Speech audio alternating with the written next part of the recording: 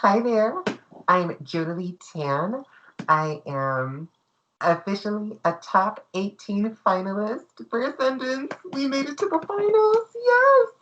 Yes. No, I'm just kidding you. The first elimination is done, and the it was an emotional experience. It was very emotional. I had my alliance of the society, which was of Melissa, Travis, Isaiah, and myself. And I was super glad to have a majority going into the vote.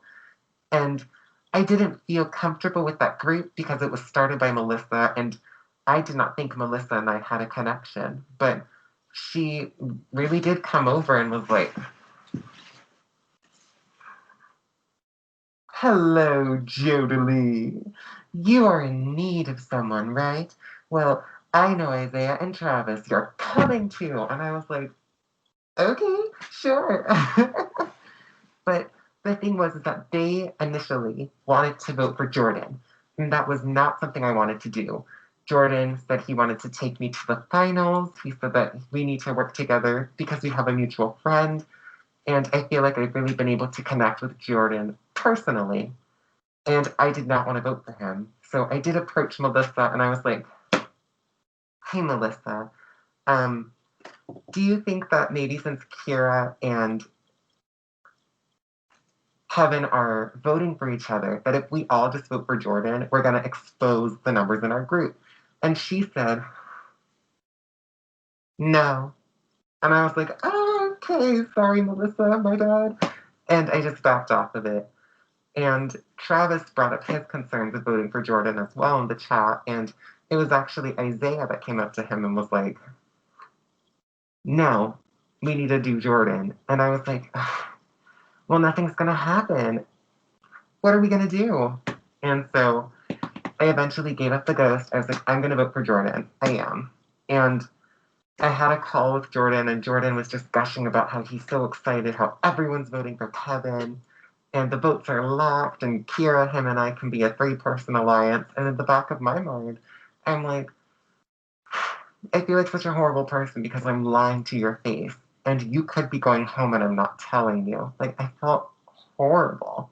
But after that, I was like, after my call with Jordan, well, the call ended because Jordan ran out of battery, and I was like, oh. But after that, I was like, okay, here's what I have to do. I have to, I'm playing in another org. And I was like, just throw yourself in that org. And we had a live night and a double elimination, and I survived. But um, when I got back, it was directly time for tribal. And I was like, okay, Jordan. And then the votes came up, and it was like, Kira, Jordan, Kevin, Kevin, Kevin, Kevin, Kevin. And I was like, I was like so shocked. I thought I was really agitated that my alliance had lied to me. And I was like, there's literally nothing I can do to change this. And so I went in the chat. I said, hey guys, I can't wait to work together in the future. And everyone was like super chummy. And I was like, I was getting so agitated because I was like, we're really not going to just ignore the fact that we overlooked this and that you didn't tell me what to do. And I went on a personal call with Travis and I was like, I hope I didn't do anything wrong. Um, I hope we're still on the same page. And he was like, what do you mean? And I was like, I thought we were voting for Jordan. And he was like, did you not read the chat? And I turn into a puddle of goo on the floor and lose my voting privileges. I have never in my life been so embarrassed. Never. Turns out, during the live night in the experiment, they had all recalculated and decided to vote for Kevin instead. And I was so embarrassed. But ultimately, I was like, you know, and even though I voted for Jordan, the three of them, Travis seemed to think it was funny. I thought it was funny. The other people in the alliance were like, okay, we'll just get him next time. Everything still worked out according to plan. And actually, Jordan made a final three alliance with me, him, and Kira, which I was like super happy with. And then he said like, whoever voted for me, we gotta go after. And I was like, oh my God, I really could have had a perfect week. I wanted Kevin up from the beginning. That's what I said. I had the least connection with him. And I really almost just, I accomplished it, but I may have just ruined other relationships. But somehow I go into the first elimination and I leave it with every single person on that tribe that survived working with me. Every single one of them. And if anything, as long as I can just keep my cool and keep my things together, I think that means I'm doing the right thing. Where my social game and my kookiness and my craziness is being applied in the right direction. And if this is what happened when I went to a first tribal, honestly, if I go to a second, maybe I'll be able to do the same thing. And am, I'm proud of myself. I was getting flashbacks to the Ascendance mini where I was really at other people's mercy. And I don't think anyone would have batted an eye if I was the first boot there. But to come here and not be the first boot, not receive any votes against me, to have connections, I feel really proud of myself. And I hope that means I'm doing things correctly. It it it hurts that Kevin was the first to go. Kevin is such a smart, smart, smart person. He's so charismatic and he's so talkative. But just 10-minute calls once, you know, and talking about voting out just one person and saying that everyone's votes are 100% locked. It just is not, it didn't work. And I hate that I hate that I contributed to somebody leaving first. Like the the grief, I feel really bad. But I just hope that Kevin and I can still be friends outside of this competition. I think that he's great. Him and Allie are so cute together. And keep it pushing, As I should be grateful. And I am. I'm so grateful to still be here, but we gotta go. Throw it in the garbage. I come back from the elimination and I feel really good. I feel like I'm normally a very talkative person once I get to know people. And I feel like I've gotten to know these people. I feel like I have. And I feel like today, after the elimination and during the challenge time, I really wanted to secure my relationships with people that I had not necessarily made like game decision with. And um, those people, I think specifically were this time Rory and Brian. I've been having very good social talks with them, but I hadn't made anything official. And today I was like, listen, foot down. We're going to be working together and you're going to like it and we're all going to have fun. And they were like, yeah. And I was like, oh, thank God they said yes. I would have been so a mess if they said no. But slowly but surely, I do want to have the official strategic connections with everybody that I feel like is important. I feel like I can kind of sniff out who's meant to be in the pre-jury. And if I can just continuously gravitate towards the people who are going to be big time players, I feel like I can do this. And I found my rhythm. I know who I want to talk to. And this is going to be great. The challenge was actually a lot of fun. Did you watch the challenge? I kind of struggled with it throughout the setup of getting the straw through this mask here. Matthew laughed at me several times, which I thought was a little rude and disrespectful, but it's okay because Matthew's so fun. And ultimately, I didn't do as well as I had hoped, but hey, I did the best that I could have. It would have been really nice to have that immunity, but that's not something that happened today. And now I know Scott, Amanda, and Steve will all be receiving an advantage. I'm kind of curious though as to what advantage can be split 3 ways, but hey, in this game, I kind of get the sense that every single, if you can make a group, it will be made. and everybody will gravitate towards that. So that 3, I feel like, is going to be a very strong 3. And when it came to time to pick the teams, I was very shocked that Steve picked me first.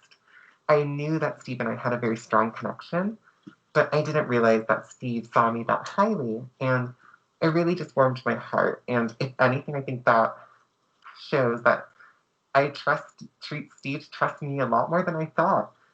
And it's difficult because I know that Tim does not have a positive opinion of Steve. And ultimately, I do want to work by Tim's side, but if Steve is the connection I have, Steve is the connection that I have. And Tim is just going to have to deal with it. But ultimately, the big highlight of this team is the fact that Tim is terrified. Did not want to be on a tribe with Corey. And the fact that Steve picked Tim for his team when initially felt uncomfortable speaking with Steve. And Tim thought it would have been worth it to target Brian earlier in the season because I had thought so as well. I just feel like Tim is in a really bad position right now. I do. And I hope that he doesn't go home. But at this point, how can you really know? You know? I was able to have a conversation with Danny, who was also on our team, and I told him the 2 people I really trust are him and Brian. And Danny, thankfully, said those are the 2 people he trusts as well. And if the 3 of us are able to make something, then I think Steve will work with us, and I think I can get Scott, and Amanda and Corey are just going to be off on their own, and Tim, I hope we can vote out Corey, as unfortunate as that is. But it kind of seems like because I did not include Tim in my conversation with Danny, if things go haywire, I would rather vote Corey out than Tim at this point. And it's tough because Corey's so fun, but at the same time, the Imposters Alliance that we have is just not something that can continue among us in this game. See the wordplay there? And ultimately, it's going to be terrifying. I do not have high hopes for a living in this challenge. I think we are probably going to lose again, just because this challenge seems to have an emphasis on physicality and quick hands, and I don't really possess those on my person. And I know what Tim's good at, and it's not this, and I don't see many physical beasts on this tribe, so I'm kind of just preparing.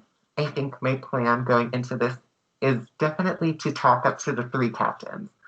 I want to emphasize to Steve that I'm with him and I trust his vision and I really hope we can work together. Scott and I have had a really good rapport back and forth continuously, and I want Scott and I to continue that into a vote. And with Amanda, I just want to let her know that even though we haven't spoken strategically, that I'm willing to do that, and I'm willing to be a strong, loyal ally, and hopefully make as many new friends on this tribe as I can. Secure the bag, as one of my friends would say. And hopefully Tim does not go home. I thought that Tim was doing better than me socially, but it seems that I am once again in the position to help him out, and between the 2 of us, I know better than to let Tim weigh me down. And with Amanda being one of the captains, it's likely she will want to vote for Corey. But I guess we'll just have to see which way the wind blows. I just wish that Tim wasn't in danger so soon.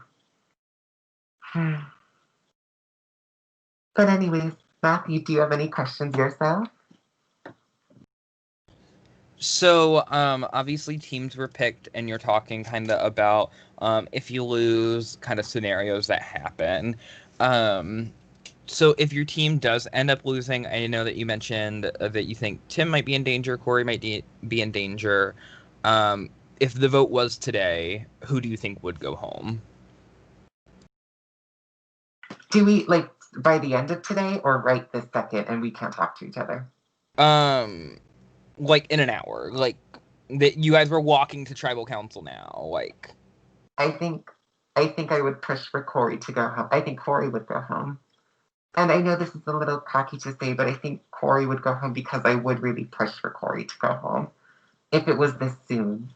And I do think I have the connections to ensure which way this tribe is going, especially this particular tribe. I do feel good about myself on this tribe. I Tim has been social, but the thing about Tim is great on these calls. He's so social that it hurts and it makes me a little jealous actually.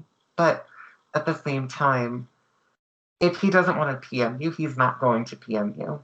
And I do get the sense that Ascendance is a game where you have to apply yourself to everybody because you never know who you're going to need or not need. And in this case scenario, the people that Tim has been applying himself to, none of them are on this tribe.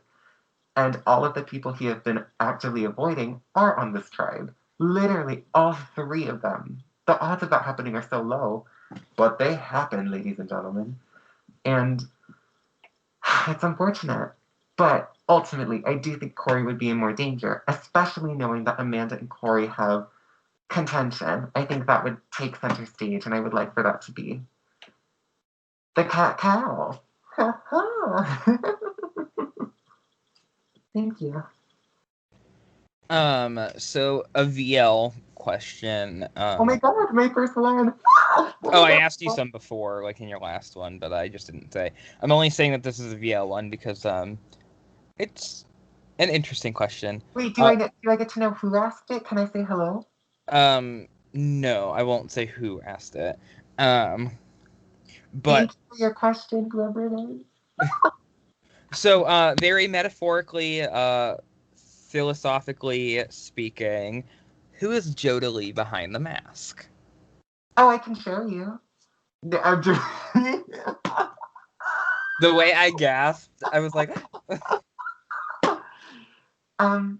metaphorically and philosophically, who am I? I'm Jodilly.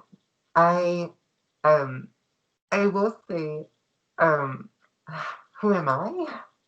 That's such a loaded question. Well, I think I'm someone who excels through hyperfixation. I know I've said before that I think the way that I tumbled into ascendance was by luck, but I do not think that was the case entirely.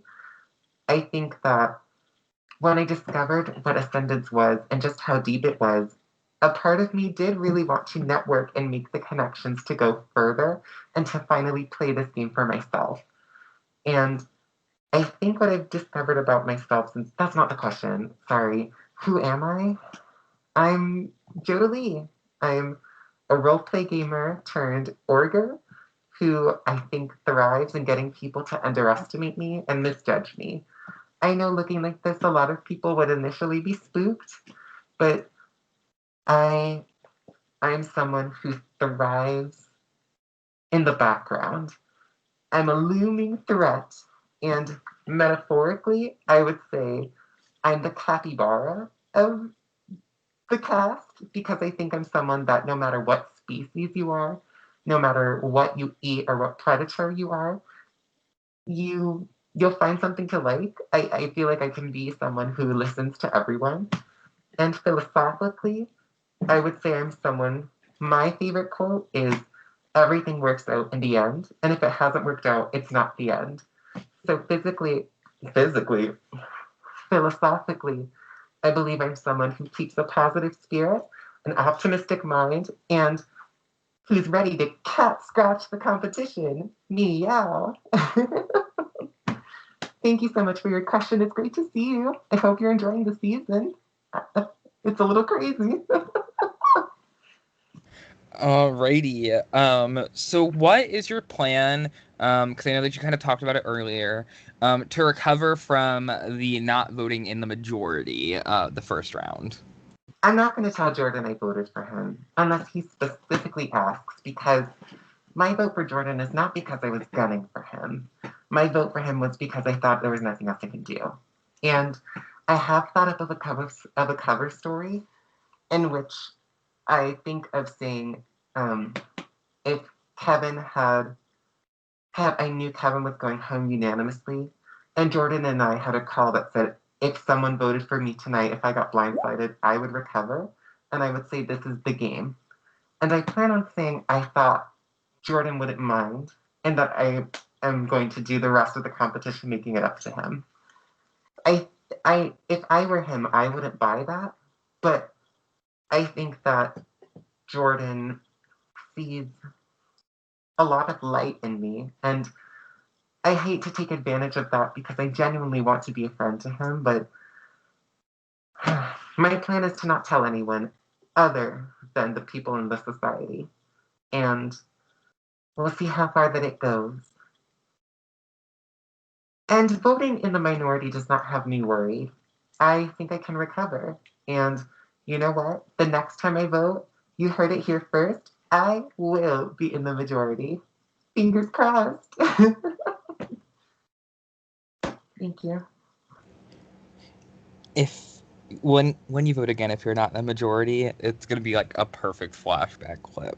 Because you're gonna be No, like, I will be in the majority. no. Not only will I be in the majority, I will be comfortably in the majority, and I will know exactly every single thing that was going on and why every single person made the decision that they did. That is the game that I'm playing, and I speak that into the motion, into the universe. It's going to happen. Yay, yay! Alrighty. So you did play the Ascendance Mini before. How is it trying to switch from that mindset of being in a longer game rather than just a mini? um, that's a very good question. Thank you. I think the biggest adjustment going from the mini into this game is the amount of time that you have to prepare. When I had walked into the Ascendance Mini, I had no idea that there were alumni and that there were preseason relationships and that All Stars was coming up, so they were probably going to keep each other. I had no idea to any of that. And while I do feel like I played a good game and I did well, I feel like my mistakes were ultimately the fact that I allowed myself to be directed by the majority alliance that cut me when they needed to. And in this game, I feel like I can counteract that because I can research every single one of these people. Whether they know it or not, I have something with each member of this cast specifically that only the two of us share or have in common. And I'm able to make a strong connection that way. And I can also check who's played with who's commenting on whose post, how do you know them. I can really analyze every aspect of this game. And I do think that if this winning ascendance came down to an academic test, I feel like I would be the winner. But that's not what ascendance is. But I can still prepare myself and I can still look and pay attention to every detail that I can. And I think that now that I'm in an org in the long term version, I think that I'm doing that. It's also a little terrifying because all of my alumni friends, they're very nice, but I feel like I'm not friends with any flops, you know? Like every time that I look and I see who I have to live up to with Jabbar and Dulcie and Lana and Jordan, like, and yes, I'm friends with JJ too. Every time I look at them and I have to think about how much I have to live up to them, it's really intimidating. And I don't want to be the preacher that they're like, oh, we thought you were cool and now you're not. That would just, it would be horrible. But that is also the motivation, part of the motivation for why I keep going, because I want to show them that I've learned from them and I want to claim for them something that only a few of them have ever had the chance to wear on their head, and that is cat ears. No, I'm joking. That is the crown. So good luck, me. Good luck, us. I have to win. So, I know that you've mentioned the alliance that you're in, the secret society, a few times now. Is this something that you want to stick with in the next couple rounds, or was it just kind of like a first round thing and you're trying to dissipate from it? I definitely do want to stick with that alliance. I think that the game that I'm playing, I am not afraid to make cuts and to lie and to do what I have to win this game. However, how you build up yourself for success, it's kind of like catching a Pokemon. Do you know what the Pokemon are? You know, like the ball and like the Pokemon, and you have to throw the ball to catch the Pokemon. well, you can't just throw the ball and catch it. You have to weaken the Pokemon first. And in Pokemon, you weaken your opposition by attacking them physically. In this game, I feel like you weaken the opposition by telling the truth and being loyal. And the more you tell the truth and the more loyal you are, when you do need to capture that person and throw the ball and win the game, the more truth you've told and the more loyal you've played, the easier it is for them to be like, you have a reputation of this. Let's believe it. And for me, this alliance, this society, the three with Jorda, Kieran, and I, and even this new group with Danny, Brian, and myself, these are the early connections that I have to make so that when the future comes and we're all intertwined in scary different ways, that people will believe me because of the loyalty I showed now. So even though I don't personally feel great with Melissa and Isaiah, and even though I do think Danny is trying to manipulate me and make me his sheep, and even though I think Kira can sometimes be a little fiery, I am going to work with these people. And after all, my biggest connection in this game was one I made very, very early with Tim. And even outside of these groups, I have people like Tim, or people like Scott, or people like Rory, or people like Emma, or people like Antoinette, who I feel like I can trust and hopefully make a group with in the future. So I definitely want to stay loyal to the groups now, but there will come a time when I need to break away. But it's just too early. It's been 24 hours times four, you know, nothing too crazy too soon. Thank you. Alrighty, that is all the questions that the VL and I had. Do you have anything that you would like to wrap up your confessional with? Um, yes, I would. Um, I would like to say thank you guys again for allowing me to be here and play this game. I've had such a wonderful time already. Shout out, I can't cover everyone, but shout out everyone who shows up to the murder mystery parties. Shout out Ascend the Chaos. Shout out the All Stars. Shout out everyone who played in the Ascendance minis. Shout out everyone who commented on my post. I read those like every day. I'm obsessed with it. Shout out Matthew for doing the visual things. Shout out the rest of the production. Thank you guys so much. I will continue to do my best, and I hope that we can have a lot more time together. And I promise, promise, promise, I will now read my chat. Thank you guys so much. Alrighty, thank you so much. I will go ahead and stop this.